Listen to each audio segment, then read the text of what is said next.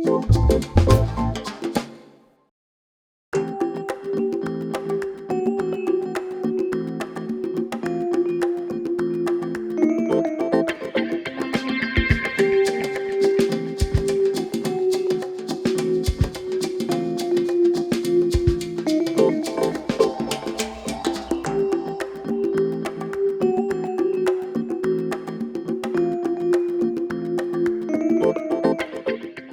want to welcome all of you. I'm very excited you're here for What Moves You, our last photo talk of 2020. God, am I glad when 2020 is over. Today we will have Meggan Gould talk about her artistic practice. She will be our speaker today. And Kai McBride will be the moderator, and I will introduce them a little later. I just want to give you a little more information before we really get started, before the talk gets started. My name is Anja. I started StrudelmediaLive online classes a couple of years ago. And I want to thank you for being here and especially for donating to the Migrant Kitchen. The Migrant Kitchen does amazing work. Basically, they help people in need for food. They cook for people here in New York, and they distribute food to people. It all started in March, and they built this hub really fast. Since then, they have also helped people in Beirut. They have helped people in Louisiana whenever there's an emergency. One of them goes and helps and cooks and sets up systems to distribute food to people. The Migrant Kitchen explores flavors from around the world and employs the immigrants and refugees whose backgrounds inspire their cuisine. So this is where your money for this talk went that you donated. Thank you again. And now I want to welcome Meggan Gould and Kai McBride. Kai is a photographer, musician, an excellent teacher, and an avid cyclist.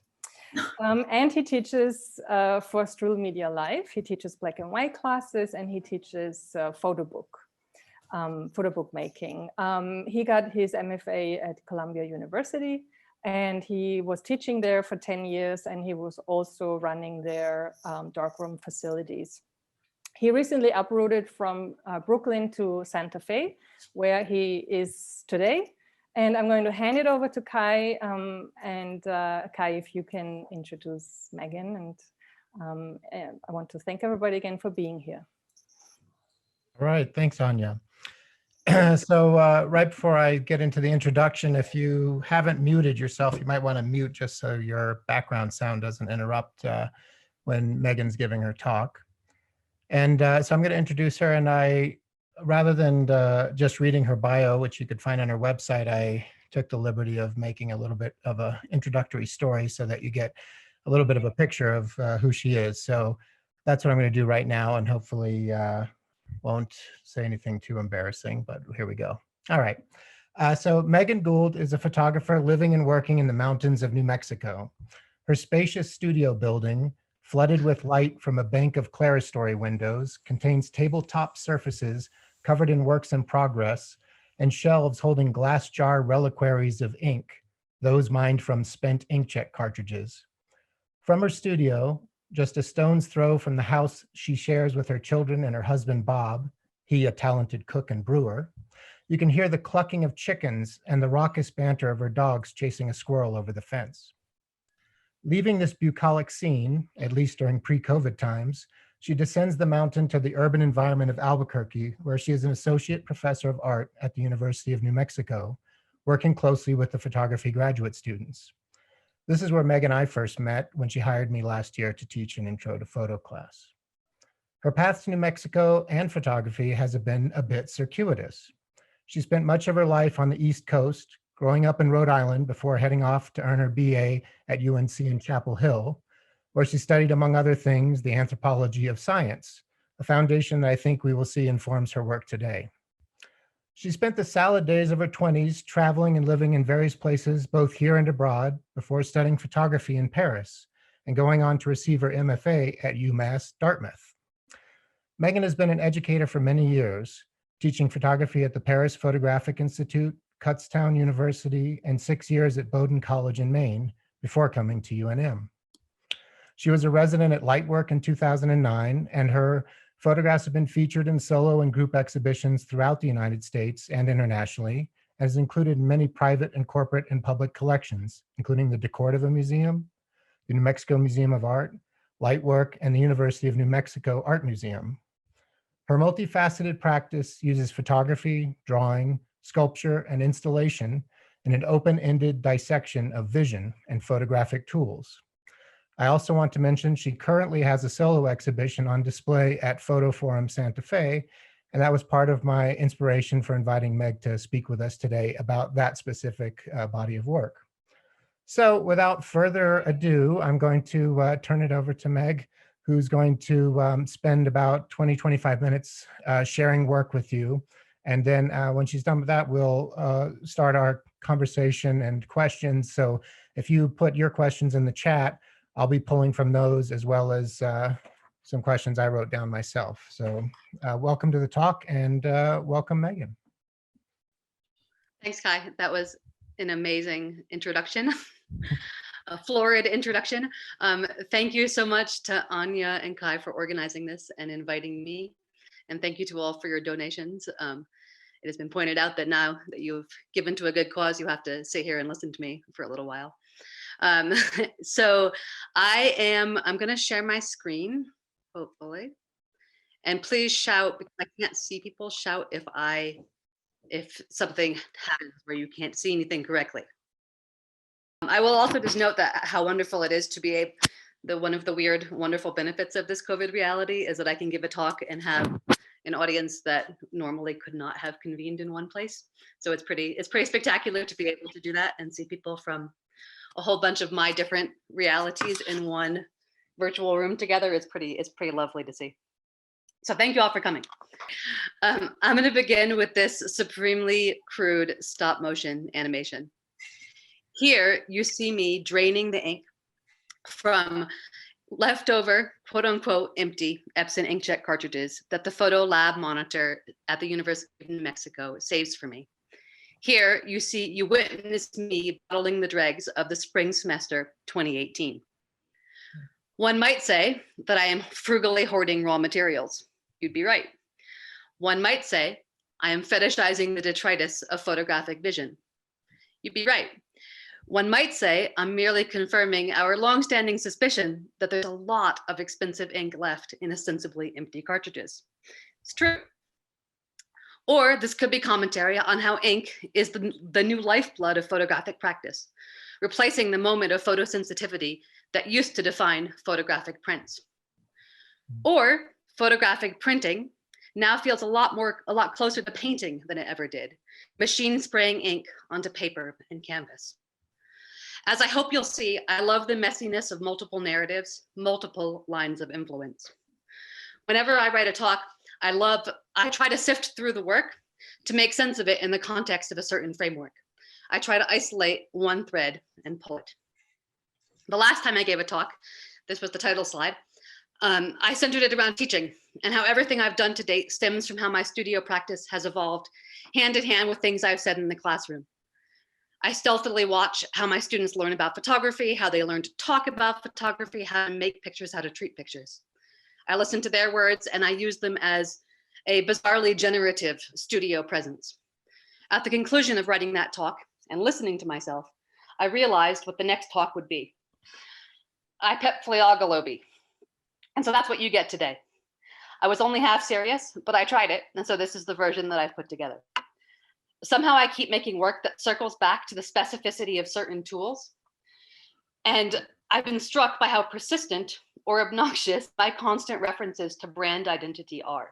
Thus, iPad, Epson, Flickr, Google, Adobe, here. So I wanted to elevate this for a moment from a steady background whisper, and I'm going to pull that thread. I'm going to begin by breezing through a few examples of earlier work as puzzle pieces. So in grad school, this began with the then nascent Google image search. I made composite photographs, averages of specific word searches. They were as much about the soon-to-be monolithic software company as they were about a visual experience of the internet, which is where I grounded them at that time. I will circle back around to other software I obsess over. Of course, in photography, what is more brand proprietary than cameras? Are you a Canon person? Are you a Nikon person? For years, I made photographs of the viewfinders of cameras. I consistently return to how we're supposed to look at something and how the real world actually delivers it to us, to what happens when something is removed from its packages and used, stained, worn, dirty, corrupted. Each of these constructions of viewfinders becomes a miniature universe, one that begins with a specific manufacturer's proprietary markings, often enigmatic, and grows over years and decades into a repository of an individual story of a camera's care. Photo geekery custom, when seeing these, is to demand that I reveal the brand of each one as if it was a guessing game. I know that this one must be a 1974 original Leicaflex, but I don't give it away. You may note that I don't indulge it. I don't scratch this itch in the titling. As I made these viewfinder pieces, I began to hover at other similar places where experiences of mediated vision were similarly manifested. I began to make photographs of the surfaces of iPad tablets. Much like the viewfinders, I wanted to stop our visual experience at the mediation of the history of the tool itself. In this case, the personal history of fingerprints tracing delicate or not so delicate patterns on the surface. Does it matter that these are Apple's iPads? Would it work with the broader category of tablets? Possibly, probably. But the branding, which I do allow to guide this body of work, does matter. As a culture, we have developed a direct, visceral understanding of the surface of this specific object. Over the years, I continue to look at the ways in which the surface tools of vision might be looked at differently. I take what is supposed to be non-negotiable about how we use certain tools, and I willfully misinterpret how we're supposed to look at something. So for example, photosensitive material.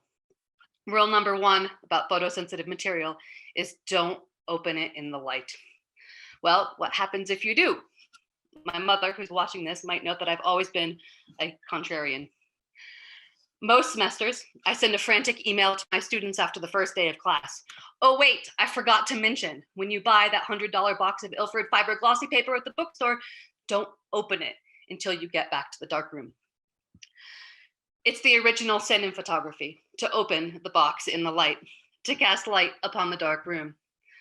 Much like the camera viewfinders, I began to take pleasure in forbidding the customary role of these tools in mediation, and allowed myself to stop vision there, to allow photosensitive paper and film to become subject matter, and to relieve them of the duty of delivering me an image via latency.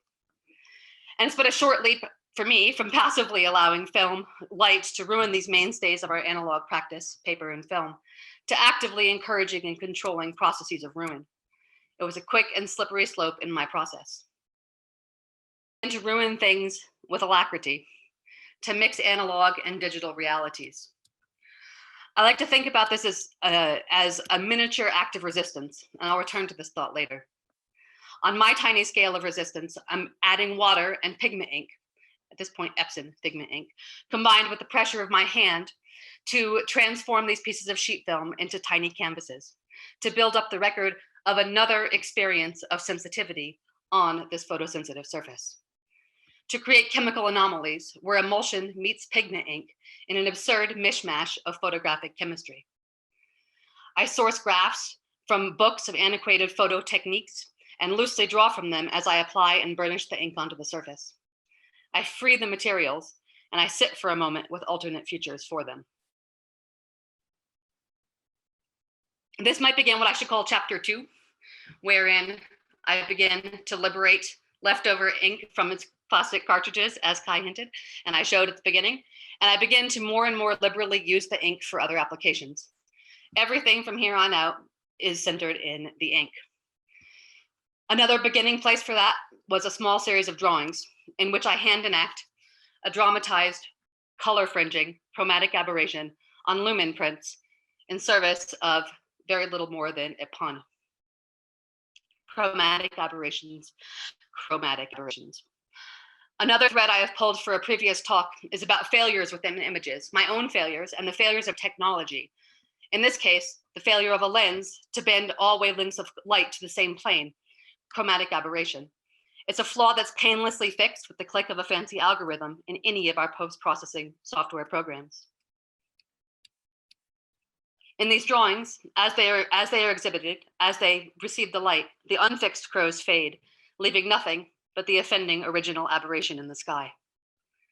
So here is my hand, feebly and tentatively drawing lines of ink in an oblique conversation with the technology that made possible the original marks. This, as it turns out, will be a recurring theme.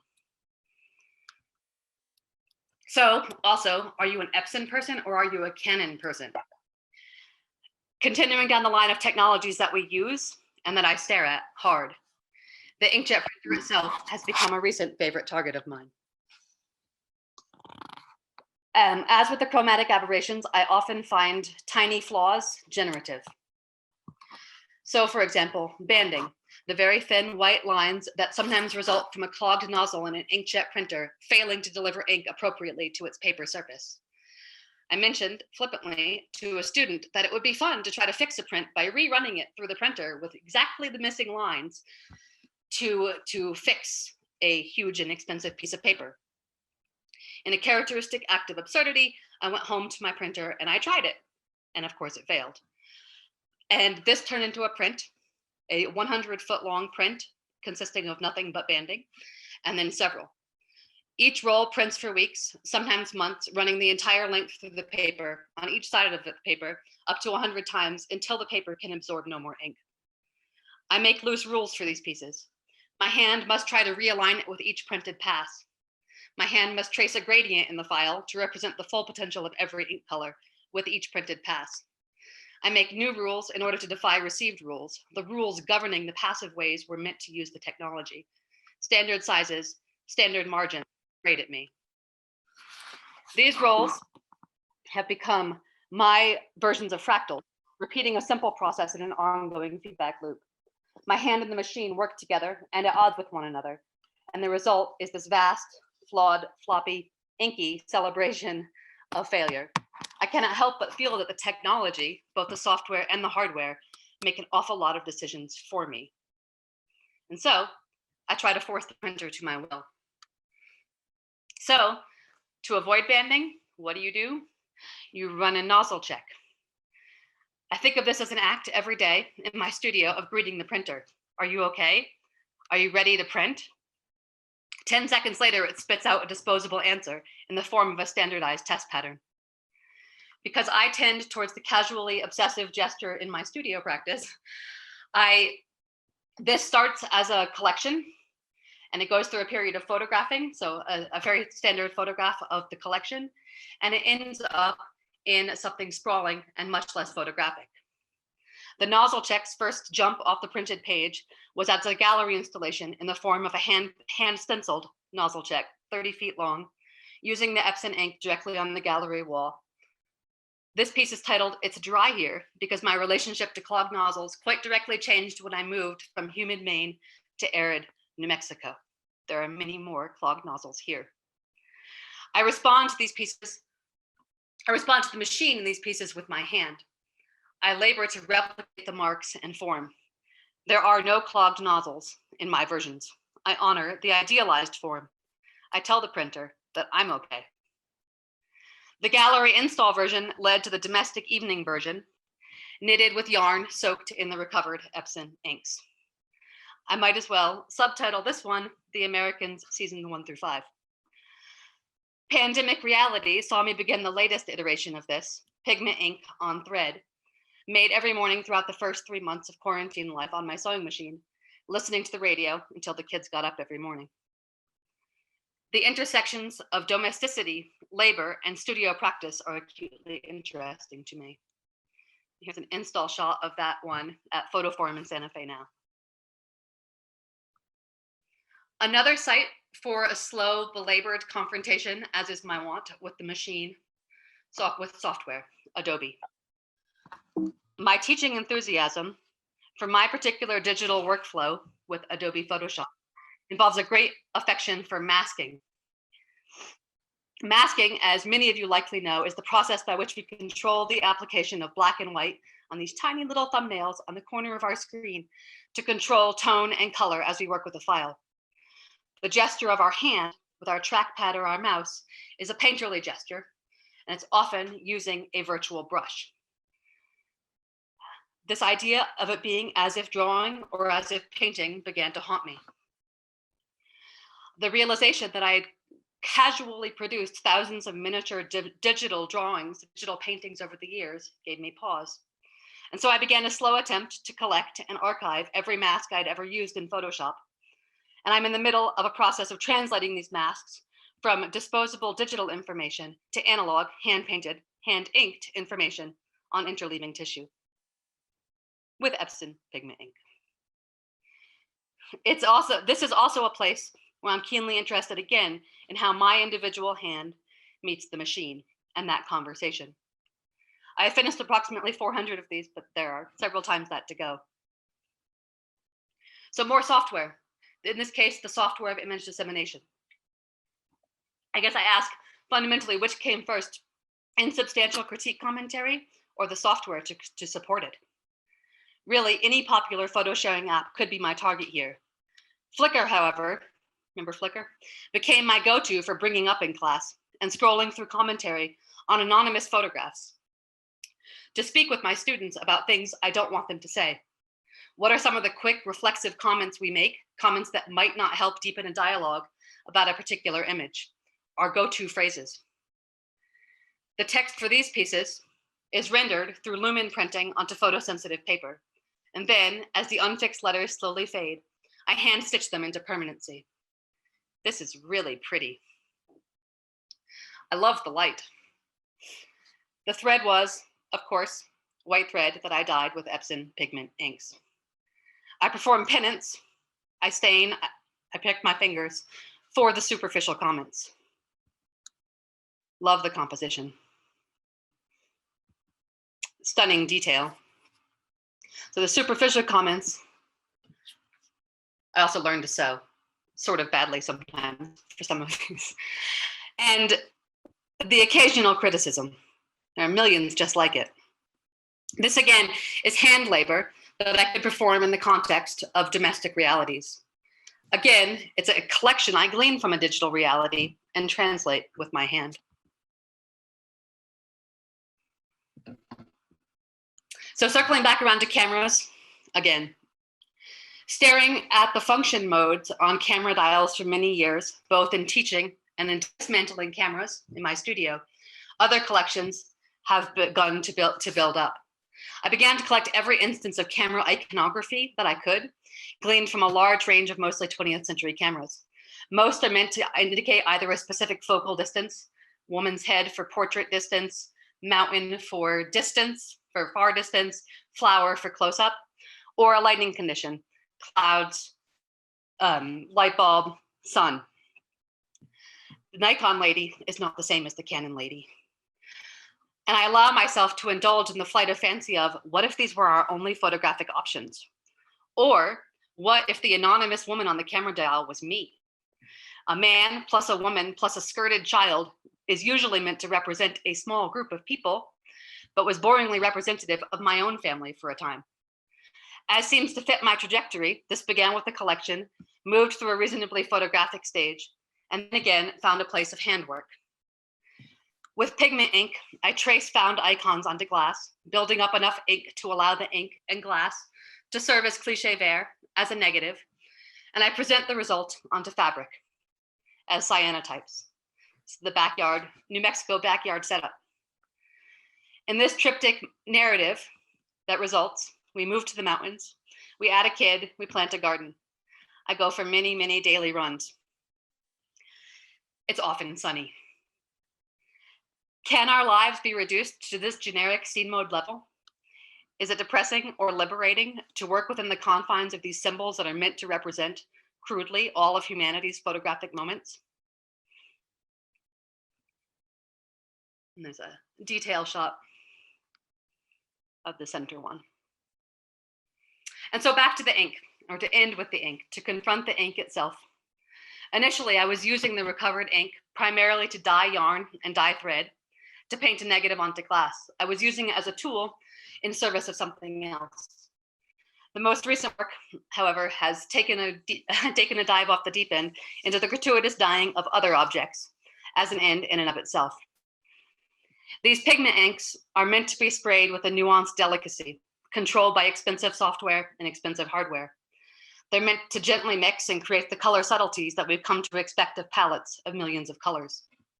I began to more liberally apply the pigment ink to other objects. I spray it, I dunk it, I splash, I freeze, I paint.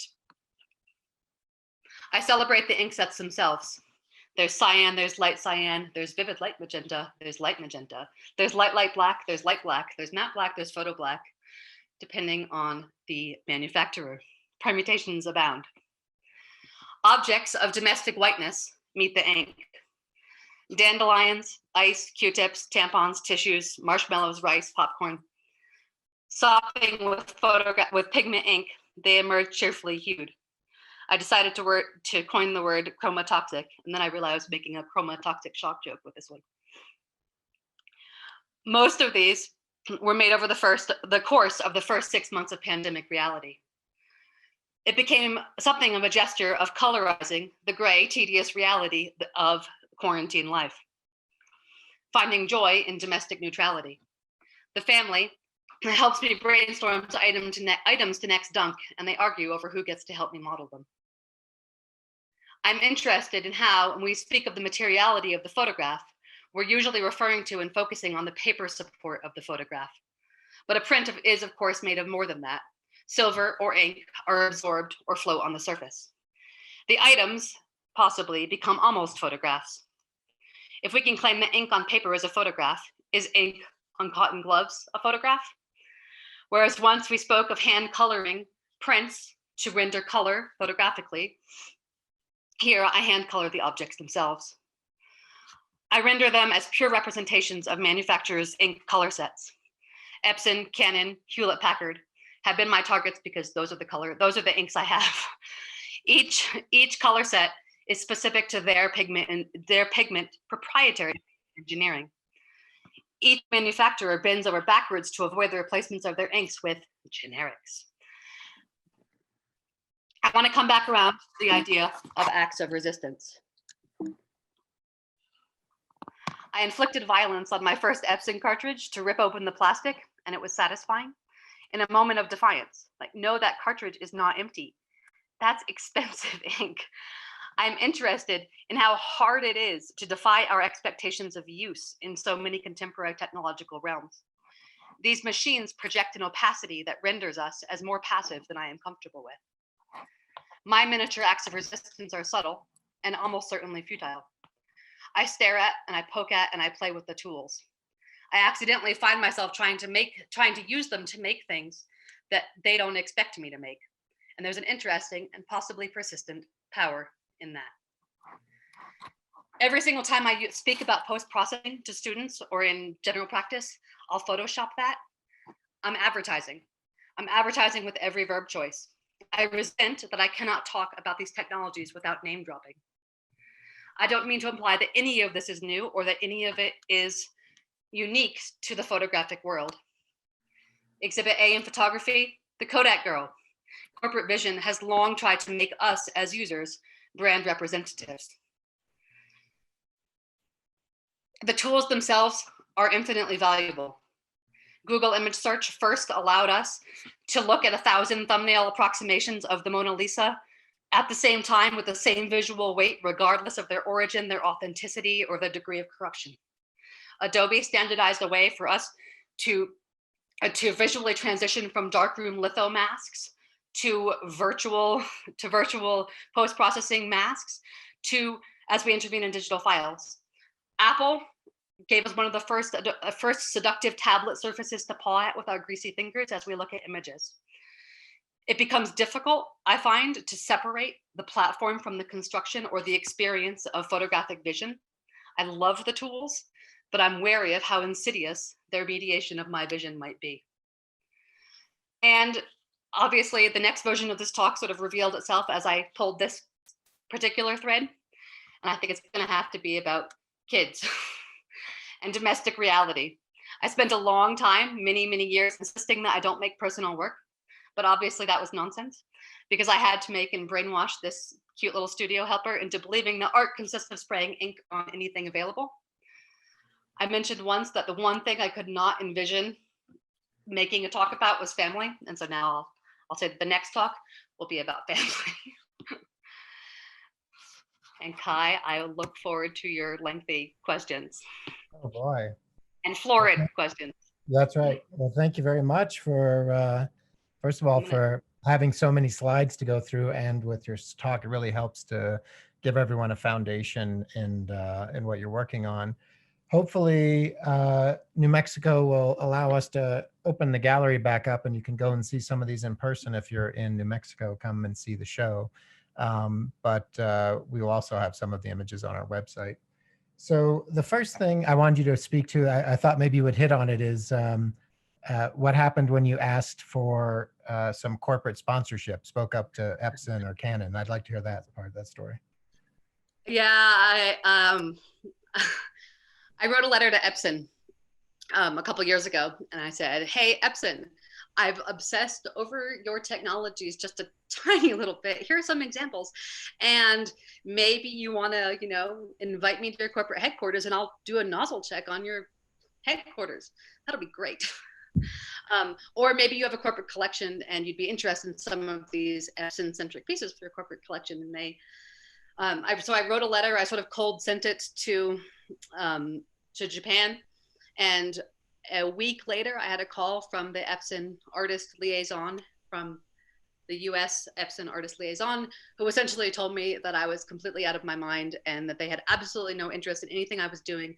And they really didn't like the fact that I was draining their inks from their cartridges. And they really would not have a sense of humor about the nozzle checks in particular, because they did not want any association with clogged nozzles, because they were a little sensitive about clogged nozzles. So it was a resounding, we don't want to know anything you're doing, and our corporate collection involves pretty pictures of landscapes on our walls. Thank you very much. Yeah. Oh boy. Yeah, standard, I guess, standard answers, but still I find that pretty humorous. I mean, you're basically, you know, you're embracing the technology, and they're like, oh no, not in that way, please. No, no, no, no. It was wrong, yes. And I was looking up as, you know, we have associations with opulence, with gold leaf in paintings, or, you know, purple dye used to be associated with royalty because we only took it from mollusks in the Mediterranean. You had to squeeze them out to get that purple dye. But the ink sets are between $1,500 to $2,500 a gallon is how much, if you price that out by milliliter to the price that they're charging. So, you know, you're speaking somewhat to that, like this idea of the opulence of this stuff and how you're like kind of reclaiming it from this waste state, right? Oh, yes, absolutely. Because there's always ink left in those cartridges, right? And students often remove the cartridges too early. So there's often this waste, this waste is, you sort of shake the cartridge and you're like, wait a second, there's a ton of ink left in that. So absolutely. It's also, for me, it's that idea that generics can't be used to replace the proprietary ink itself. All of this sort of nags at me.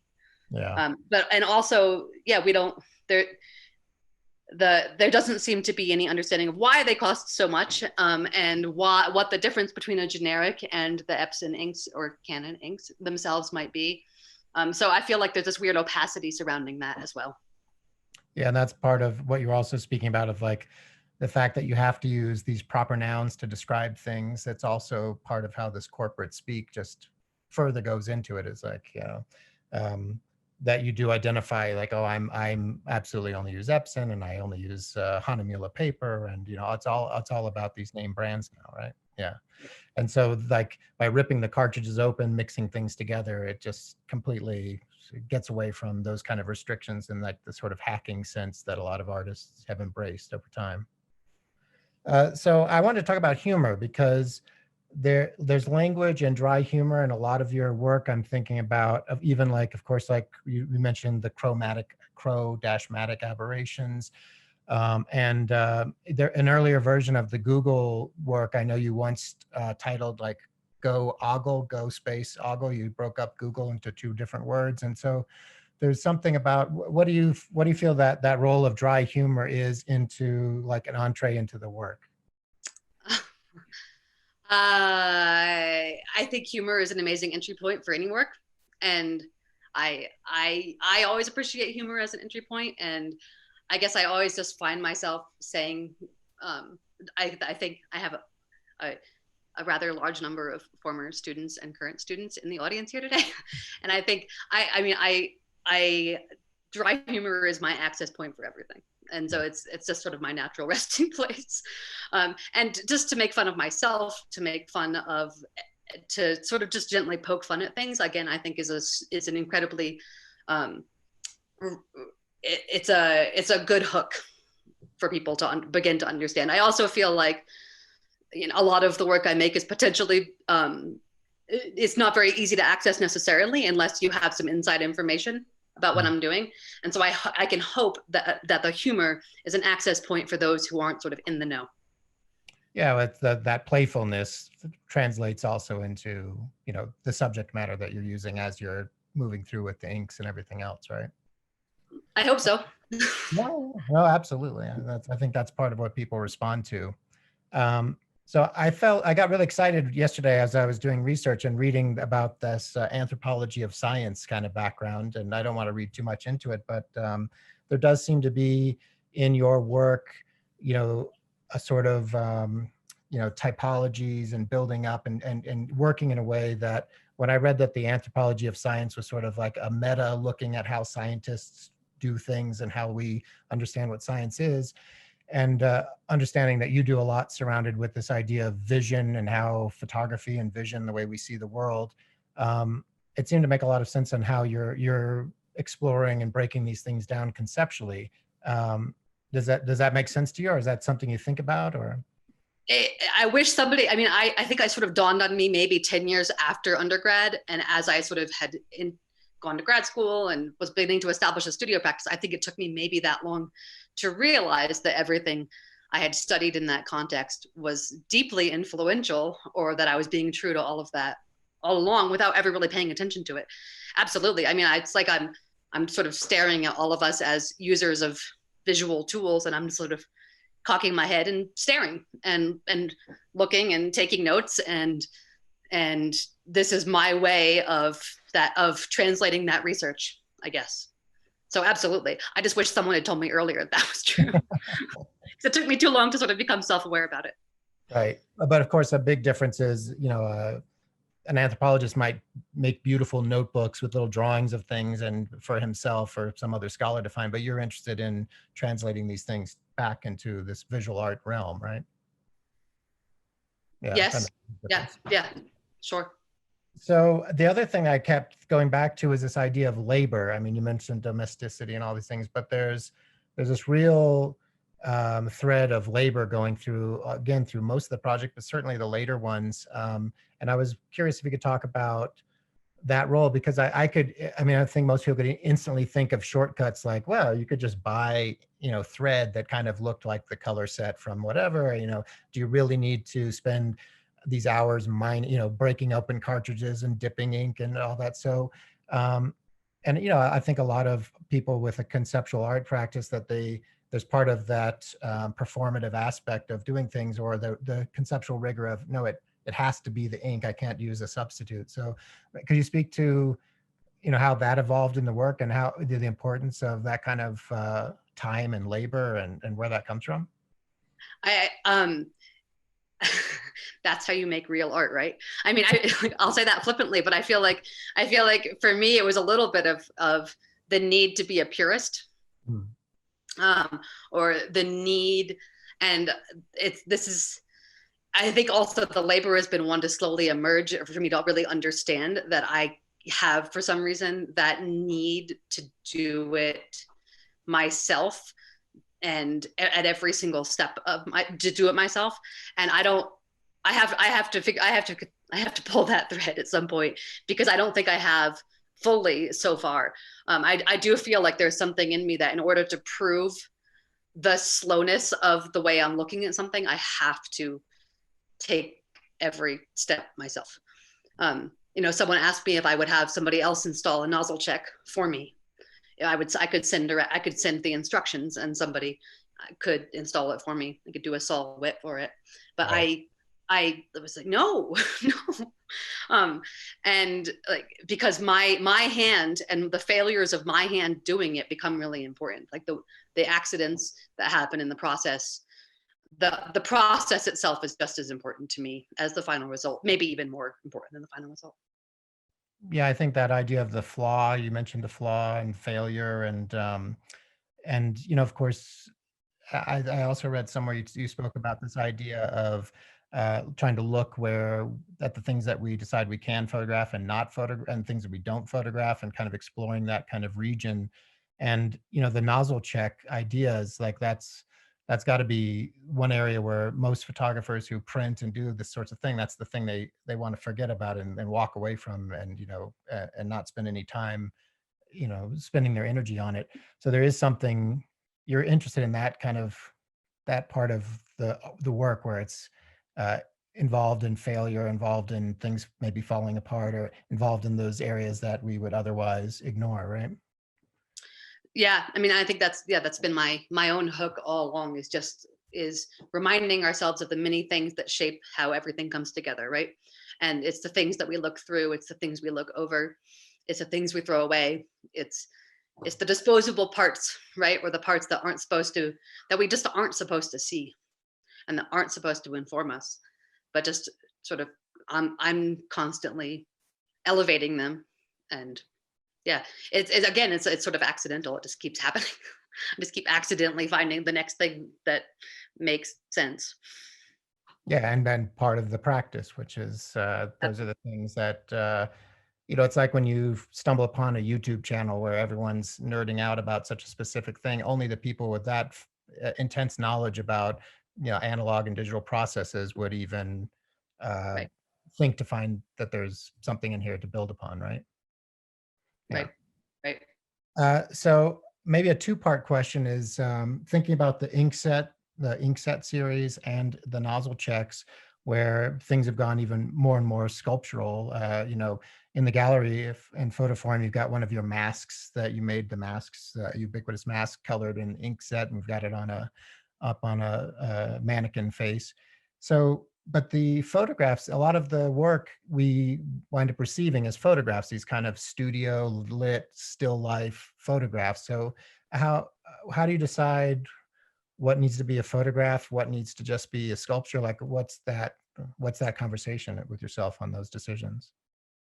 Well, marshmallows shrivel, as it turns out. I actually have the dyed marshmallows over there in a pile, and they're really gross right now.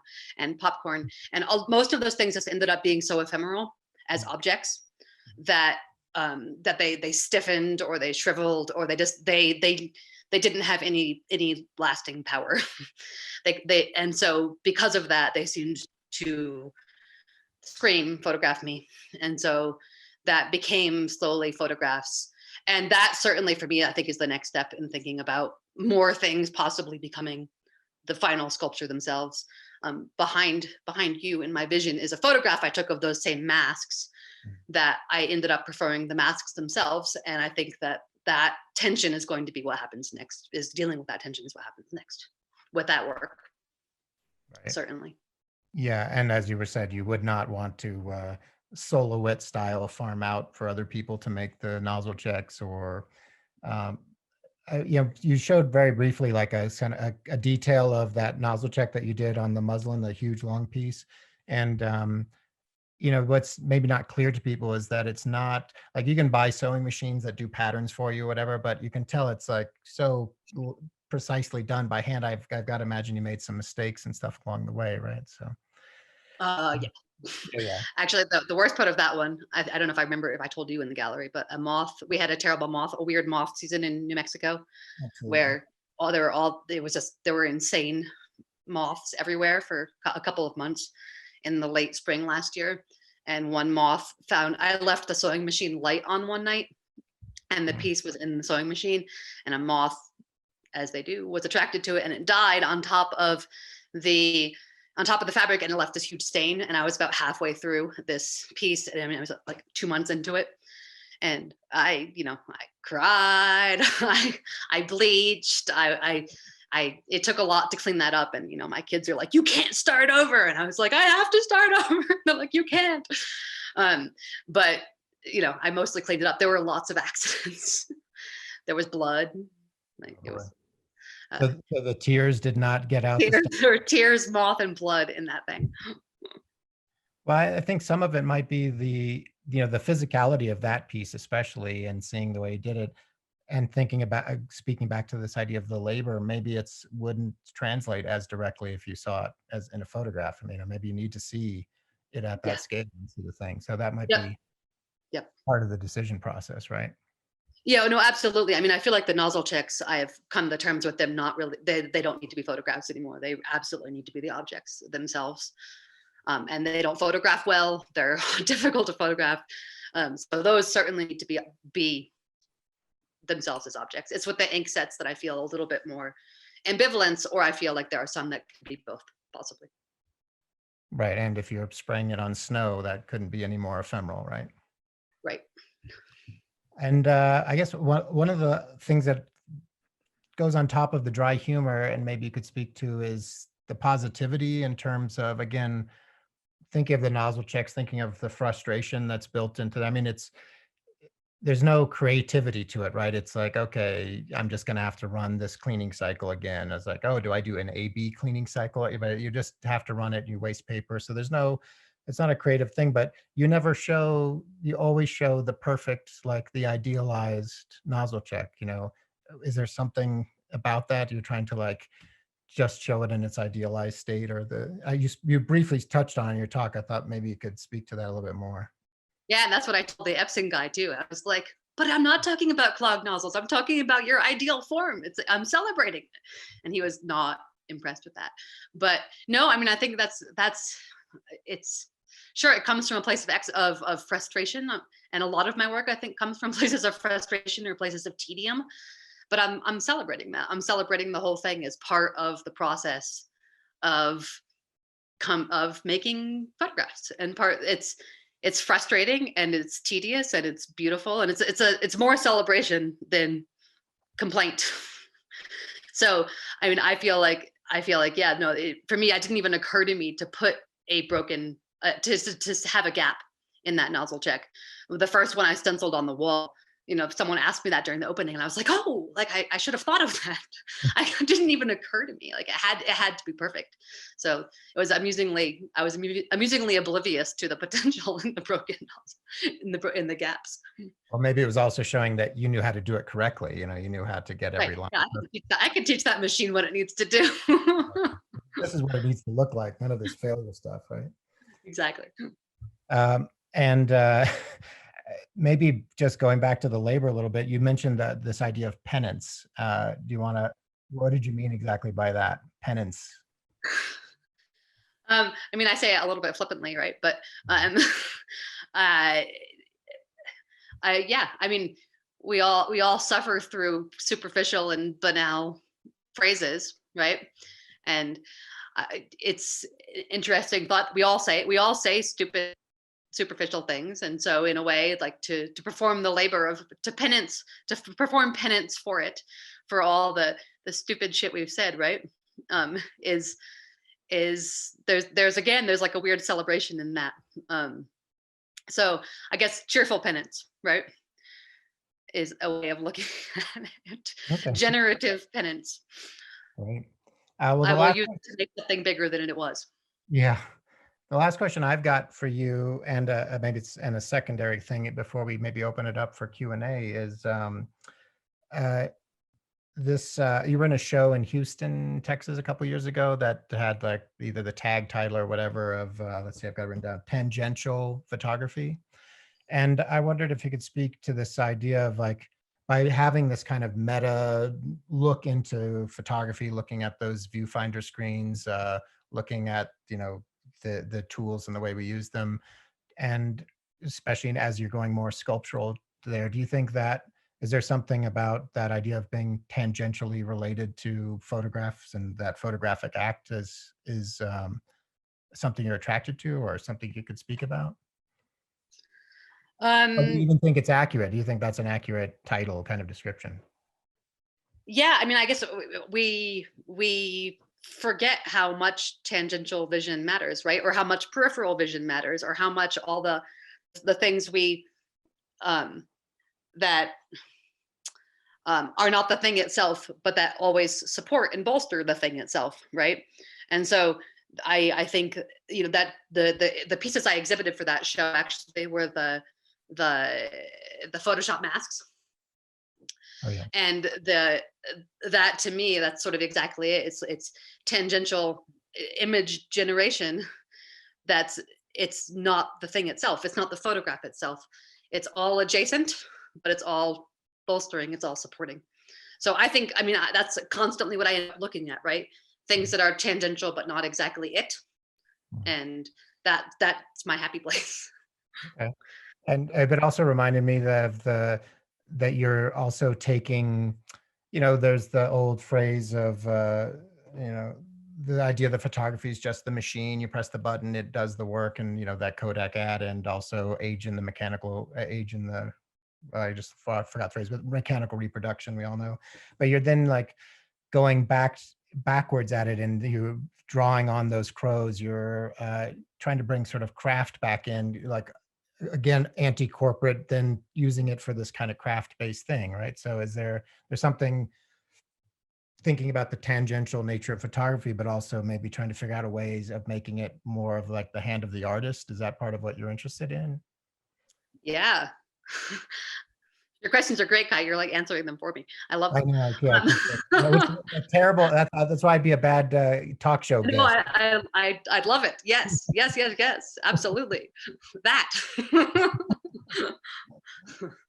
All right. The last thing I just realized is when we were going by, I think a lot of people might not know what a Lumen print is. So I thought maybe you should. Oh, yeah.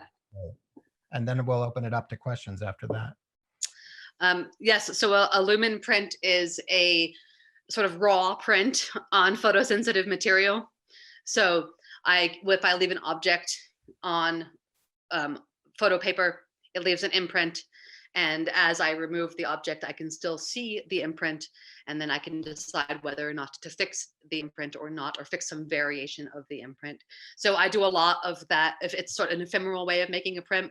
So as soon as I remove the object, the part that was hidden from the light begins to expose, and eventually it will find stasis where everything is exposed, and the piece of paper is completely obliterated.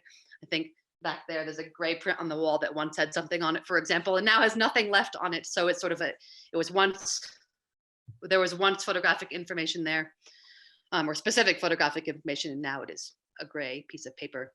So I use that a lot because I love the sense of urgency in my working with it. As I imprint the text for the sewn pieces, the Flickr pieces, for example, on that.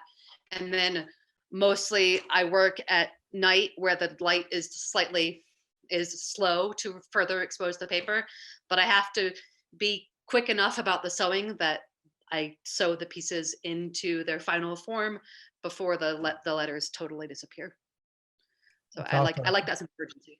Yeah. Well, it's also a throwback to like 19th century, before they were fixing these photographic images, that they'd invite all their friends around at night and they would have them covered with velvet, and they're like, okay, you ready to see this? Oh my God, that's amazing. And then they would close it down because every time they looked at it, it was slowly going to go away, right? Exactly. I love that. All right. Well, we're just at the 1 hour mark. So I want to, first of all, thank Meggan for her generosity and sharing all of this with it, and for putting up with my lengthy questions. And I want to open it up now for a couple of minutes. If any of you have some question that you were dying to ask, you could unmute yourself and see if we can answer them. So Meg, this is a selfish question, but it's a genuine one, and it's for all of us out here who are also working in similar ways, thinking about the materials and the tools and taking them apart and doing weird stuff. Like, will we ever make normal pictures again? And is it okay and like how do you ever transition from doing this, what you're talking about in your practice, to anything that resembles conventional photography? Or is that just never going to come back again? For me or for the world? I mean, I guess you can only answer it for yourself, but like, this is something that I worry about, you know, like we've gone deep down this rabbit hole, and yet we're still in the photography space. And so at what point do we just like, I don't know, can we ever go back, or are we forever in this void? So I can only go down the rabbit hole because I love to make pictures so much, right? So I only get to go down that. I only have Photoshop masks to ink because I make underlying pictures to begin with, right? So I couldn't play with the tangential things if I didn't have the thing itself, right? So I love to make pictures, and sometimes I still do. But I mean, it's also one of those things I talk about a lot with students is, your comfort zones, and you should get out of your comfort zone. So I have a couple of sort of long-standing projects that I work on that I do sort of because I feel like I have to, right? Which mean I actually take some pictures of some things sometimes, and sometimes I even leave my studio to do it. And mostly I don't show those to most people in the context of this, but it's the backbone, right? Yeah. Okay, well, we'll still navigate that gray area here as time goes on, I think. Yeah, I think one of the challenges for people photographing out in the world, for the last 10 years, people have been saying stuff like, how can I make a photograph where someone's not staring at their smartphone? It may be now, how can I photograph someone out in public that's not wearing a mask, right? That might be a new challenge. Any other questions for Meg? I also like to think we were just so thorough. I kind of want to ask, if I may, Meg, hi, if you ever like stay up late at night thinking, oh my God, I've done everything with ink. Can I possibly do more? Or is it like, as you create, you are like, oh my God, I can do this and this and this and this. And then now you have a list that you can't even ever get to the end of. That's a good question. I don't often stay up late at night anyway. So I mean, for half of the projects, the ink has honestly just been a like frugally sourced raw material. So like for the Photoshop masks, for example, I happen to have like rip apart the maintenance tanks, and you have this automatic sponge for the ink. And so it was sort of perfect as an applicator. So half of them, it's really just been a default choice because I mean, I'm standing in front of a whole bunch of bottles of ink. And so half of it, and then the other half was more deliberate, right? Where I really begin to think about the ink as generating the work. I'm not very forward thinking, dare I say. I don't know what'll be next in terms of, and how the ink will play into it. It just happens to be sitting there, so I use it all the time. I mean, I think it's almost as stupid as that. Well, I know what's going to be next is they're going to release a more archival ink set, and you'll have to redo all of your work in that ink set. Yay. Start from scratch. Ultra Chrome 5 or whatever. Yeah. So we're going to wrap up soon, but we do have time for at least one more question if anyone has anything they want to jump in with. Don't forget to unmute yourself. Anybody else with questions? There's a question in the chat from Sergio. Ah, yes. Do you purposely use working methods that cannot easily be reproduced photographically to go against old school photo ideologies? Oh, totally. I will. Yes, I think using technologies of reproduction to make entirely unreproducible things is, again, this like sort of like joyful me needling the machine, right? So yeah, that's what most of these things were made for. And so again, that's like me as a contrarian being like, haha, I can use it differently. So yes, Sergio, thank you for the question. Great. And hi, Sergio. All right. Well, Anybody else? Any more questions? Aria? I've got a question. Yeah. Hey, Meg, thanks for inviting us all to hear you talk about Ariel. your work again. What percentage of the work, I mean, we sort of hear, those of us who know you better hear about like little glimpse of secret projects or like maybe walks with actual cameras. What percentage of the work or that you make, you share? Whoa, that's a terrible question. And how do you decide what's to share? I have no idea. It's a great question, Ariel. I don't know, 80%. I can't put a number around that. I make a lot of things that don't go anywhere. I think everybody does, right? But and I make a lot of things that I sit on until they turn into something else. And eventually that happens. Sometimes it doesn't. It's a hard question to answer, because I feel like a lot of things are groundwork for other things. And so while I may not show them in one form, they end up sneakily insinuating themselves into another form. But yeah, I know I make a lot of secret things. Thanks. What? I might be asking you that question forever. Yeah. One thing to be aware of when you were speaking about the like virtual landscape of Google Images and what gets out there is in my preparation for this talk, I spent some time like doing ProQuest, searching for things, and I found stuff that definitely not on your website. So things do also get out in the world that you try to maybe sneak or edit back, but once they're out there, right? That's alarming. I think I might have to pick your brain about that later. Yeah. No, I've certainly taken things off my website that I used to have up there because they just feel less relevant, right? So I feel like at some point, you just don't want to talk about anything in the same way. I mean, honestly, everything I've made is incredibly like comically consistent, as it turns out over the years. Like that's something else you sort of discover. But I'm sometimes I get tired of looking at things, so I take them off my website. That also reminded me of thinking of that more painterly kind of approach, and you building up these layers and going back and revisiting. A lot of my friends who identify as painters, they also work in these very iterative kind of ways of like one thing informing the other, and it's less about ending a series with a hard line and saying, okay, now I'm going to start doing this other thing. It's more about things being informed by the thing before, and building up this palimpsest of work over the years that one thing bleeds into the other. So I think that makes sense for your work as well, right?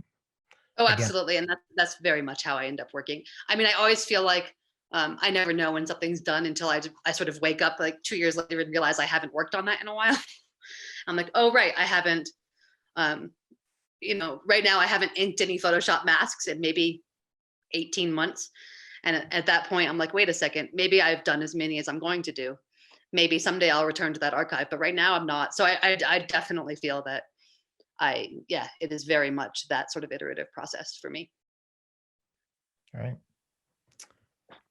Well, unless someone jumps in. Can I ask one question? This is, I don't know, question or observation. So Meggan, first of all, thank you so much for the talk. I find your work extremely interesting.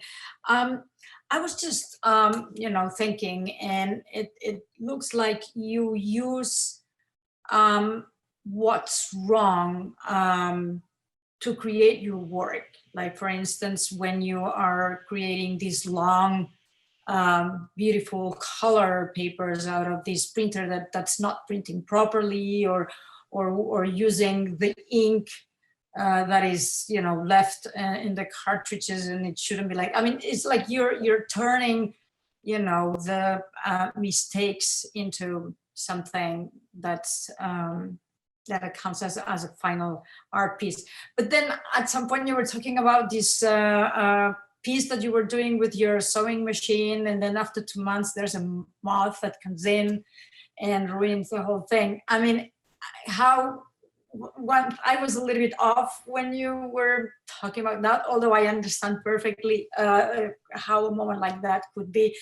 But I mean, wouldn't it be, I don't know, it's this, I'm not asking whether this is good or bad, or it's an observation that No, I think it's a great observation, and I find it funny that I feel like things need to be cleaned up as much as I feel like I need to clean them up, and not embrace, like, I have a certain accepted tolerance for accident, or I find that accidents generate the work, but there can't be accidents in the actual work once I've done that. I think it's hilarious. Like, it's a weird thing that I've sort of just come to terms with, is that I would never have accepted that moth in that piece, even though the whole piece is about mistakes, right? Or gaps. But I just, for me, once that generates the work, but then the work itself has to be like super clean and seductive and finished in every single way. I think it's a hilarious character flaw. Thank you. Thanks a a lot. lot. Thank you, Marta, for your question. I think we should wrap it up. I want to thank Kai. I want to thank Meggan again. This was really great. So as I mentioned at the very beginning, if some of you want to stay to say hi in person to Kai, to Meggan, to me, feel free to stay. Otherwise, I want to thank you for being here and for your donation.